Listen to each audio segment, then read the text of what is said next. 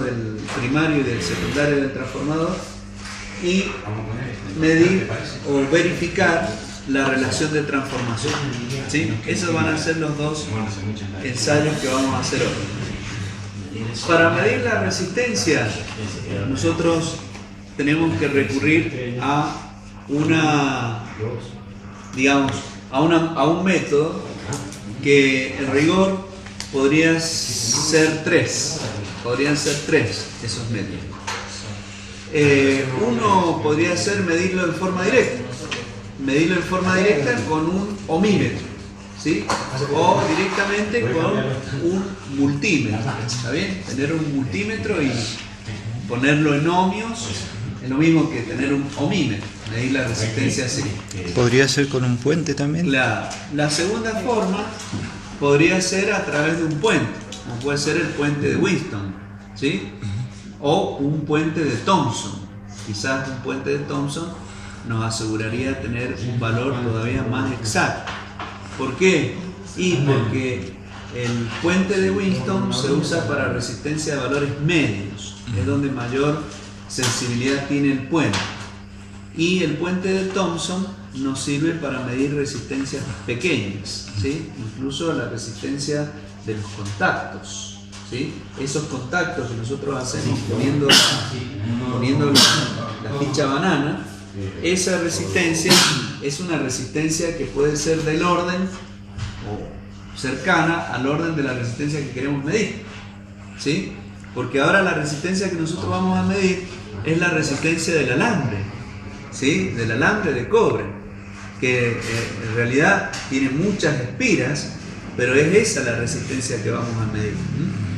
Esto lo aclaramos porque en realidad también hay otras resistencias que aparecen en el transformador o en cualquier máquina eléctrica y que nos pueden interesar. ¿Cuál es esa otra resistencia? Y la otra resistencia puede ser la resistencia de aislación. La resistencia de aislación es un valor muy importante en las máquinas eléctricas que tiene que ver precisamente con la rigidez dieléctrica del material que estamos usando para aislar esa máquina. Esa aislación, por supuesto, nos va a interesar que tenga un valor muy alto de resistencia, lo más alto que se pueda, y que se mantenga con la temperatura y que no se degrade. Bueno, toda una cantidad de características que para nosotros nos interesa y mucho. Por eso esa resistencia, por ejemplo, al contrario de esta que vamos a medir hoy, esa resistencia está en el orden de los megaohmios, ¿sí? De los megaohmios. Por eso, cuando se mide la resistencia de la aislación de una máquina eléctrica, se usa un megómetro, ¿sí? Un megómetro. Incluso la tarea de medir esa resistencia se llama megado. Megado. Incluso el instrumento, después lo pueden ver, lo vamos a sacar, se llama Megger. Megger o megómetro. Con el Megger lo que hacemos nosotros es medir esa resistencia de aislación. Y es una tarea de mantenimiento habitual que se realiza en los motores y en los transformadores también. ¿Por qué? Y porque es para comprobar cómo está la aislación. Incluso se hace un estudio de la aislación de la máquina a través de algunos parámetros como son el IP o el RAD, que se llama relación de absorción dieléctrica, o el IP, que es la medida de la aislación. Se hace un análisis, porque en la aislación se comporta o existen fenómenos como si fuera un capacitor, donde hay un dieléctrico que sería el aislante, ¿sí? Y los efectos de las cargas eléctricas que se inducen en ese aislante provocan una difusión de cargas que hacen que la aislación no sea perfecta, ¿tá? Y que tenga un determinado... A ver, muchachos, un poquito más despacio, ¿sí? Entonces, a esos valores hacen que la aislación no sea siempre igual. Entonces, hay que hacer un análisis, hay que estudiar el comportamiento de la aislación para saber si la máquina está funcionando bien o necesita volver a hacerle una nueva aislación. Es una tarea de mantenimiento, no es habitual, pero es programada, que se le hace a las máquinas para saber si están en condiciones, ¿sí? Esas son las que a veces se hacen una vez al año, por ejemplo. Puede ser, que hace exactamente. YPF, que es una vez al año. Una vez al año, o bien cuando el motor ha estado parado mucho tiempo. Cuando el motor ha estado parado mucho tiempo y se lo quiere poner en marcha, ¿por qué les digo esto? Porque es más fácil, o es más barato, o es más rápido rebarnizar o, ¿verdad?, volver a aislar la máquina con algún aceite aislante que repararla. Pues si por una falla de aislación se quema la máquina, y después va a salir más tiempo, más caro, y voy a tener un problema más grave, digamos. En cambio, si yo detecto que la aislación está débil, como a nosotros nos ha pasado con motores que lo hemos tenido parado, o nos han, digamos, lo hemos tenido parado mucho tiempo, lo hemos querido poner en marcha, y lo primero que hicimos fue megar. ¿Sí, Raúl? ¿Cuál fue uno que megamos? Y ahí nomás después de megar nos dimos cuenta que la máquina estaba débil de aislación, y lo primero que hicimos fue llevarla a que la volvieran a barnizar. Son esas máquinas azules que tenemos allá, casi todas, a todas se les hizo ese proceso. Si nosotros la pusiéramos en marcha directamente, bueno, podríamos encontrarnos con la sorpresa que la máquina se queme, ¿verdad?, por ese problema. ¿Está? Hay megómetros ahora en la actualidad que son digitales. Con esos megómetros digitales que nosotros tenemos de los dos, uno digital y otro a manivela. Con el digital se pueden trabajar los valores de RAD y de IP, con los que se evalúa la aislación de la máquina eléctrica.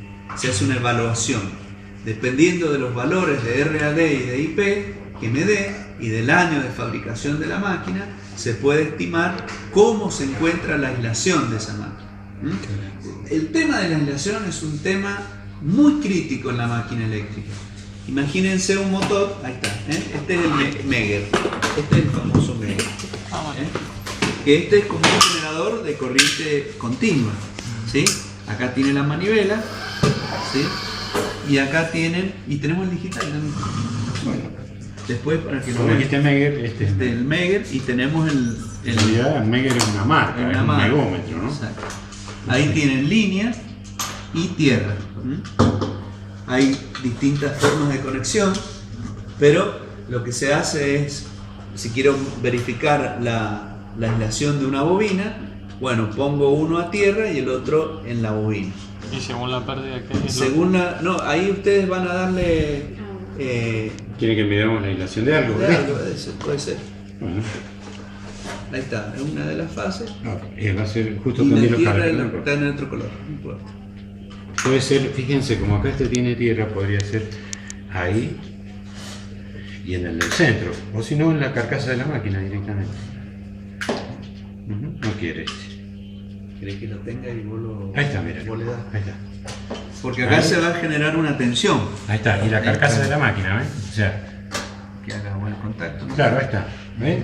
Ahí está, la carcasa de la máquina o sea, teóricamente esto está aislado, hay una resistencia grande. No tendría que haber continuidad. Claro. Entonces fíjense, yo le doy ahora, ahí estoy dándole 500 volts. Mirá la resistencia, mirá el valor, fíjate cuánto dice ahí. Infinito dice, claro, es un valor muy grande de tensión. Pero en realidad las pruebas, yo lo he hecho apurado, ustedes se dan cuenta porque está el profesor hablando. Pero yo qué hago primero, como cualquier electricista, primero prueba el instrumento. Claro. Entonces, ¿qué hago? Cortocircuito. Estoy cortocircuitando. Ahora, ¿qué resistencia va a haber ahí? Tirando a cero, ¿no es cierto? A ver si es cierto. Tiene que venir para acá, ¿no es cierto? Mira. ¿Ves? Mira. ¿Qué dice ahí? Cero dice, claro. Así cero. Y así abierto, infinito. después vengan y miren la escala, porque en el examen, hubo un examen el miércoles, y justo esto que él está diciendo fue lo que le preguntamos al muchacho. Y ahí estoy navegando la vibración de la máquina. Tiene más de 100 megón, fíjate vos que mucho más, o sea, es infinito. Realmente la vibración está buena. Podríamos negar aquí, ¿no? Bueno, es grande, ¿no? Después lo hacemos como... Bueno, listo. Esta medida, esto me dice si está buena o, digamos, si está aislado. Lo que yo les estoy diciendo ahora con el digital, después ahí lo va a traer el digital. Con el digital lo que nosotros hacemos es la evaluación. ¿Por qué le hacemos la evaluación? Porque esos valores de RAD, relación de absorción dieléctrica, y el IP se sacan por tiempo. Se van tomando valores de resistencia, de aislación, por tiempo. A 1 minuto y después a los 10 minutos se hace un cociente y ese valor nos va a dar un resultado que, dependiendo del año de fabricación, hay una tabulación con la que uno comprueba cuál es el estado de esa aislación. Porque ustedes, fíjense, ustedes que van a ser petroleros, si ustedes les dicen, a ver, hagan la evaluación de la aislación de los motores que ustedes tengan en el equipo. Supongamos que sea una tarea que la puedan hacer en ese momento. Y bueno, a lo mejor esa evaluación les dice, mirá, están flojitos de aislación. Ahora que no tenemos mucho, no estamos muy angustiados por el tiempo, bueno, convendría hacerles no, esta es la... de resistencia de tierra. Ajá, este es el... Hay otro que no lo... El chiquitito. Bueno, Este esto viene bien. Bueno, son otros parámetros. Esto que ha traído el profesor, esto es para medir la resistencia de la puesta a tierra. ¿Cómo está Este la es para jabalina? medir la resistencia de la jabalina. Además de eso, este instrumento me permite medir la resistencia de tierra, precisamente, que es otro parámetro. Eso era que decía que se ponían en varios puntos y Se hace un promedio. Claro, pero nosotros podemos medir dos cosas con él. Este aparato nos permite medir dos cosas. Una que nos permite medir es la resistencia o resistividad del terreno.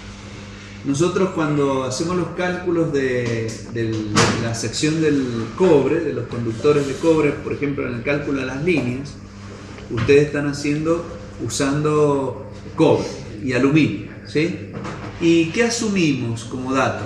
Y asumimos que la conductividad eléctrica del cobre vale 56 y que la conductividad eléctrica del aluminio vale 36, ¿sí? Ahora, nosotros asumimos ese valor y en función de ese valor, que lo asumimos como constante, hacemos el cálculo de la sección, ¿sí? Ahora la pregunta es, ¿ese valor es constante? ¿Siempre vale lo mismo? Bueno, acá tienen, ¿eh? Este es el otro instrumento que tenemos para medir la resistencia de aislación. Pero este instrumento es para hacer, es mejor que ese, digamos. No puedo sacar el plástico. Después lo miran ustedes. Este instrumento, vieron que el profesor les dijo que lo tenía para 500 volts. Bueno, acá tienen otros rangos más, tienen para 1000, para 500 y para 250 voltios. Acá lo que se hace es generar pulsos. Se generan pulsos de alta tensión, digamos, una tensión elevada.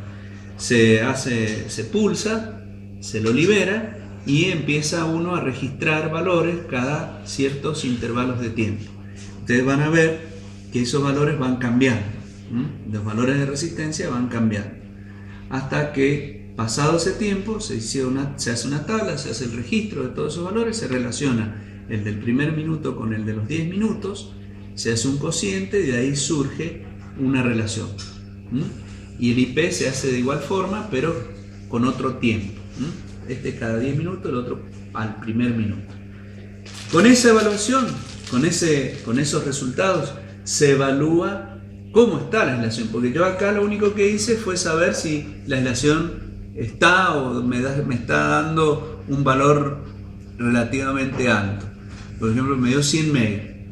Pero ese valor, debido a fenómenos del aislante, las cargas eléctricas se comportan como si fueran un capacitor y hay fenómenos de polarización, de difusión de las cargas que, dependiendo del estado de la aislación, me va a decir si se están difundiendo en el tiempo o está tardando esa difusión. Eso es la degradación del aislante, que depende de la temperatura y del tiempo que ha estado funcionando la máquina. Por eso les digo que esta es una tarea de mantenimiento, mantenimiento preventivo, ¿sí? Con esa evaluación yo estoy seguro o puedo decidir si, como les decía recién, en el caso del que estaba explicando, puede ayudarles a decir, bueno, hagámosle un barnizado a las máquinas, lo cual es fácil, y a lo mejor en un día, un horno de secado, entre desarmar, armar, en un día ya está lista la máquina. Y eso me asegura una vida útil mayor. Y es un proceso relativamente sencillo que no requiere grande inversión, ¿sí? Simplemente una tarea de mantenimiento preventivo. Por supuesto hay que desarmar, volver a armar, ¿cierto? Todo un proceso. Pero nunca va a ser el tiempo que llevaría si la máquina se quema. ¿Está claro? Si la máquina se quema, además de armar y desarmar, va a tener que estar un tiempo parada. Y los costos van a ser totalmente diferentes. No solamente el costo de reparación, sino también el costo de tener la máquina parada. ¿Se dan cuenta? Por eso la evaluación de la aislación de un motor o de una máquina eléctrica.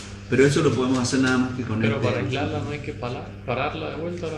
Claro, sí, por eso digo, no es lo mismo tenerla parada un día y con un costo que es barato, porque el barnizado no es caro, que tenerla parada a lo mejor una semana o 15 días, porque hay que bobinar de nuevo si se quema, ¿me entiendes? Hay que reparar la bobina que se ha quemado, más los otros daños que pueda tener.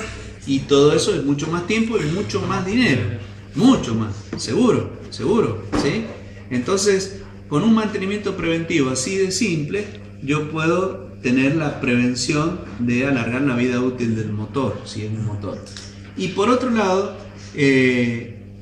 a veces, también esto lo tienen que tener muy en cuenta, que es cuando las máquinas están paradas mucho tiempo, ¿sí? Cuando la máquina ha estado parada mucho tiempo, la aislación se degrada, ¿sí? Entonces uno dice, bueno, la ponemos en marcha directamente. Sí, ustedes la pueden poner en marcha directamente, pero si la aislación ya se ha degradado mucho, capaz que ande 2 horas y se queme.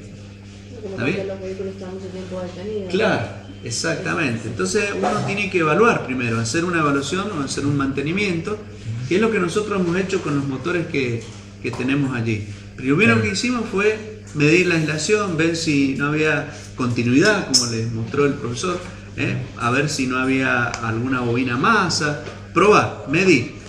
Y después recién vendrá la puesta en marcha.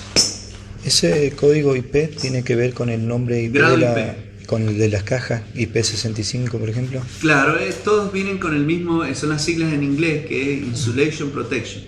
Ah, sí. ¿Me entiendes? Pero tienen, dependiendo de qué es lo que yo estoy verificando, es la interpretación que yo le doy. Por ejemplo, los tableros, esos tableros que tienen allí,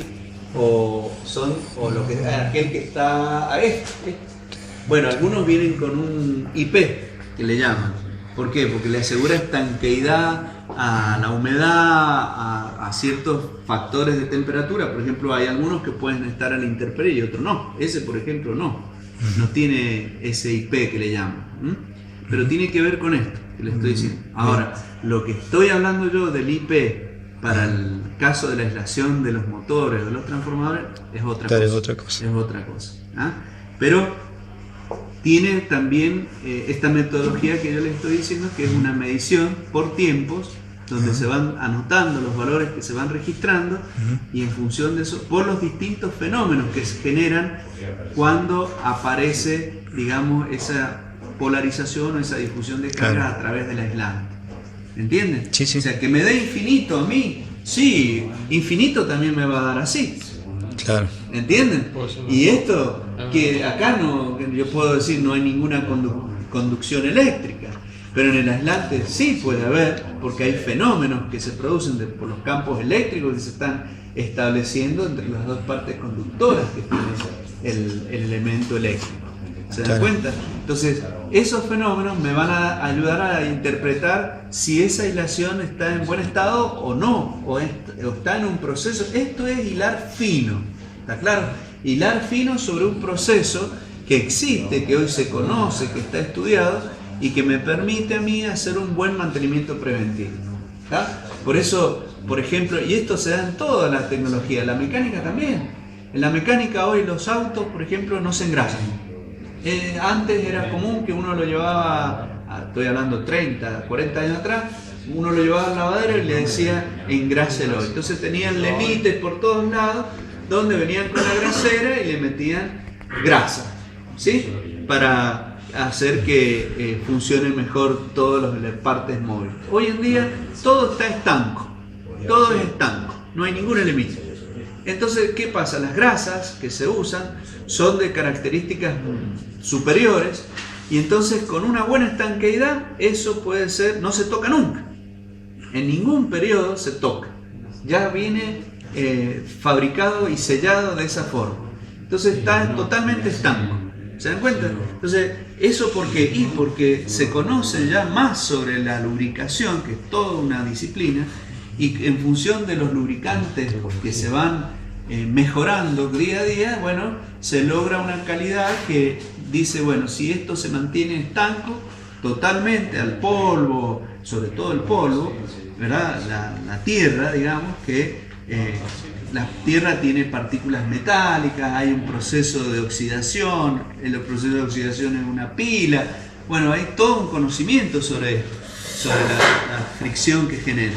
Entonces, ahí, por ejemplo, se asegura con la estanqueidad y las propiedades del lubricante, se asegura que eso no necesita ninguna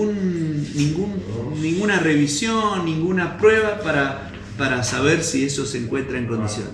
Eso es de ahora. Antes no era así, ¿sí? Ustedes a lo mejor son más jóvenes, nunca tuvieron que hacer ese proceso de mantenimiento, pero otros que sabemos, hemos vivido más años, sabemos que se hacía ese procedimiento, se levantaba el lemite y ahí había que ingresar aceite o grasa hasta que del otro lado saliera limpia, porque pasa por un laberinto. Este es un proceso. Todos los elementos mecánicos tienen una especie de laberinto, se llama laberinto, incluso en los cortes se ve. Cuando lo vean en mecánica, pregúntenle dónde están los cojinetes. Entonces entra por un lado el aceite o la grasa nueva y empuja la vieja.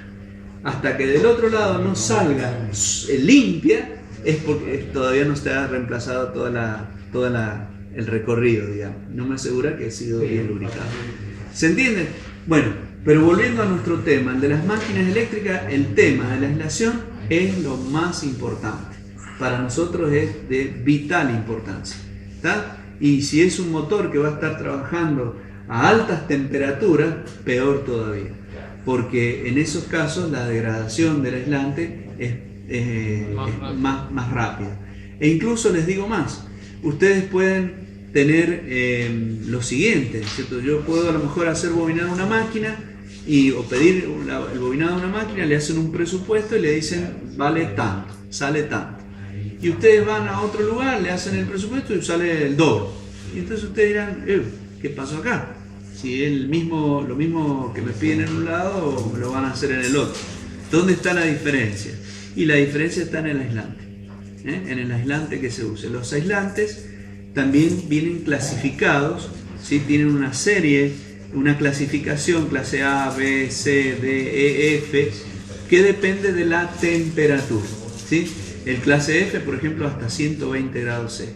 Esto después, si quieren, les puedo pasar un apuntecito para que ustedes vean la clasificación de los aislantes dependiendo de la temperatura.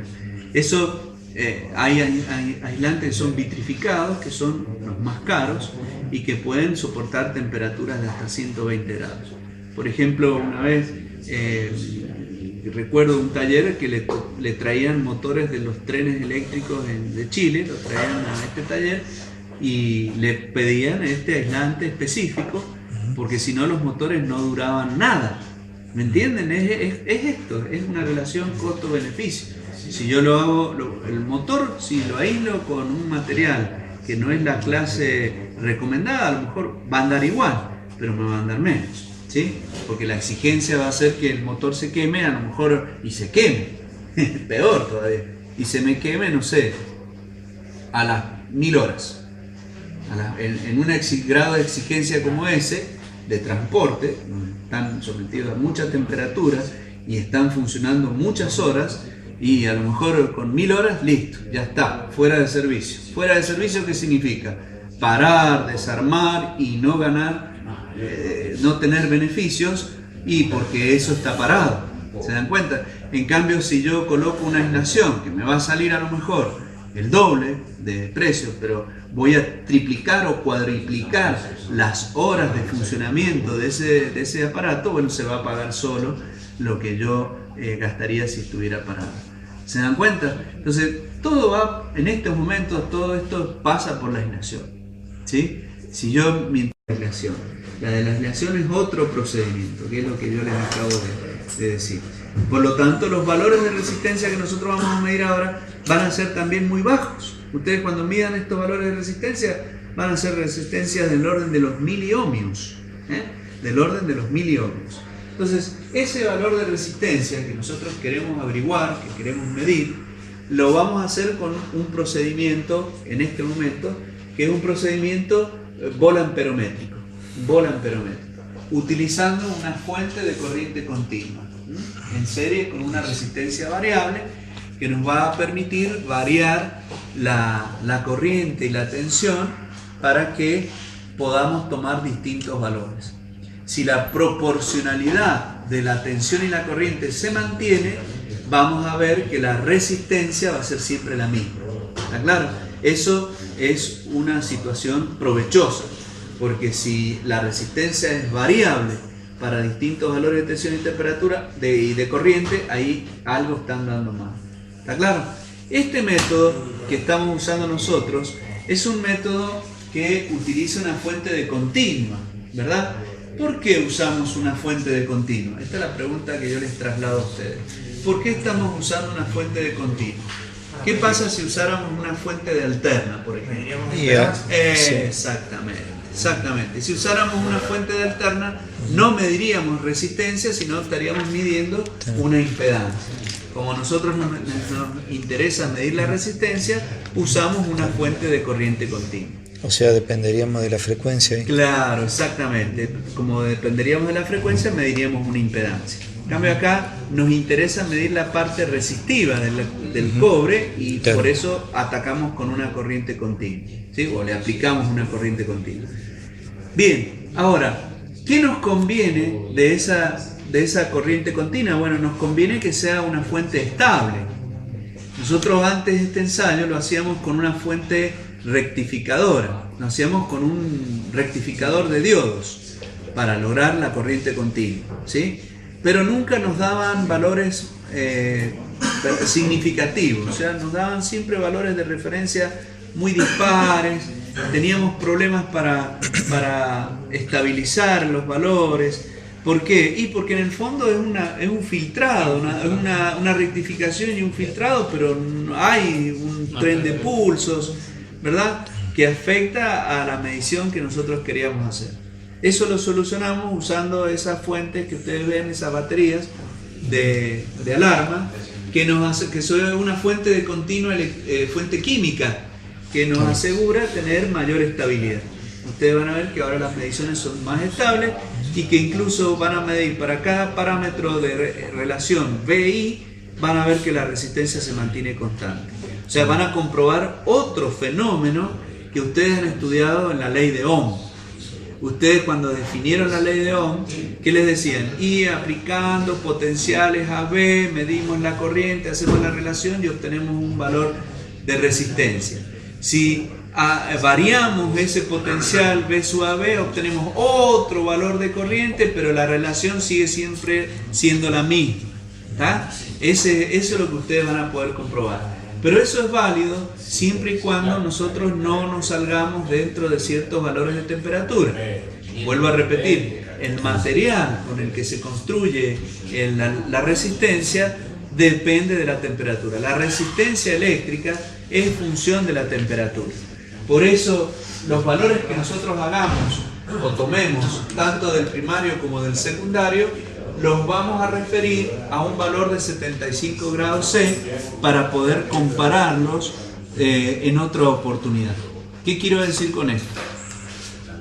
El valor de la resistencia, como depende de la temperatura, no va a ser el mismo para un día como hoy, que calculamos acá adentro estemos en 18 o 20 grados, a un día de enero que podamos tener aquí adentro a lo mejor 30 grados.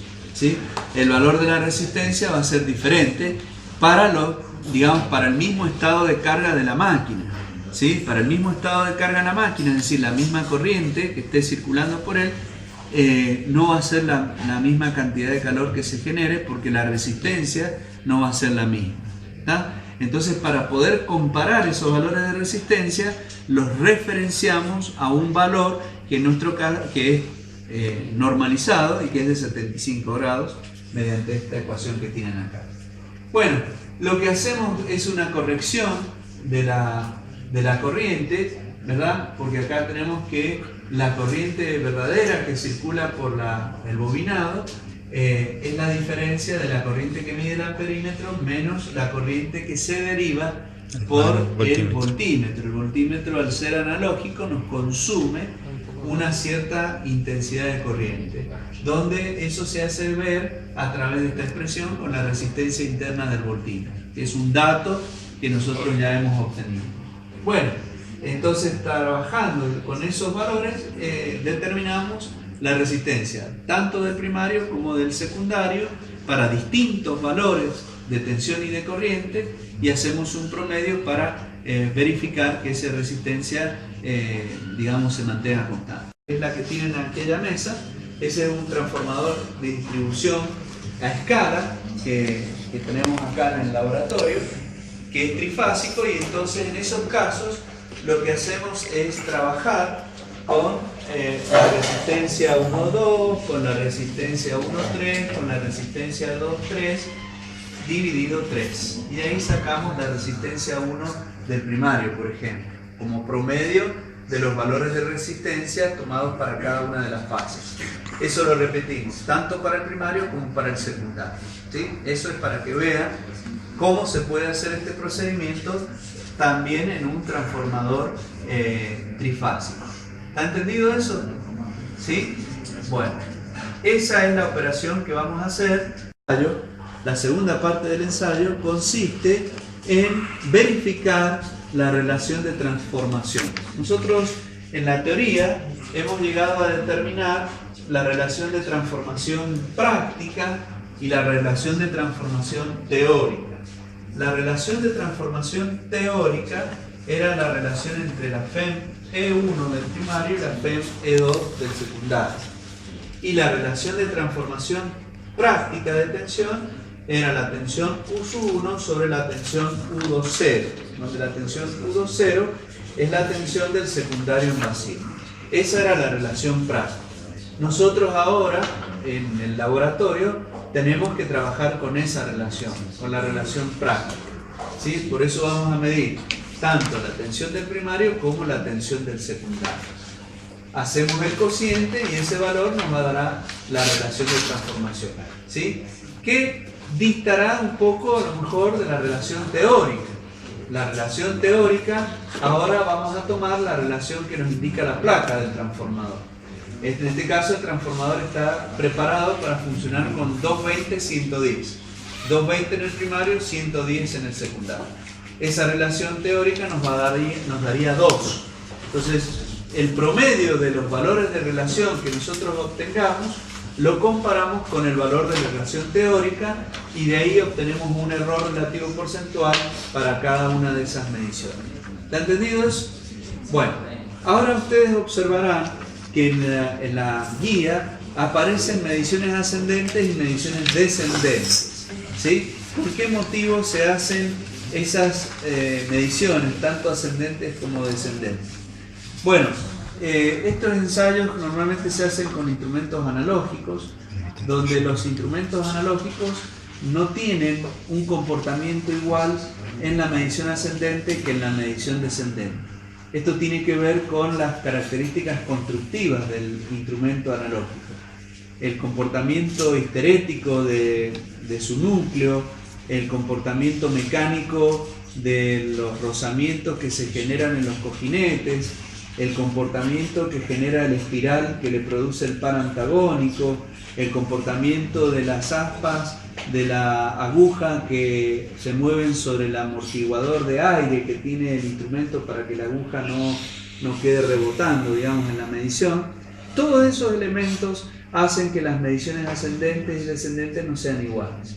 Por eso es que acá se exige, la norma exige que se haga una medición ascendente y una medición descendente para verificar si se mantiene la relación de transformación que nosotros tenemos como teórica en la chapa característica del transformador.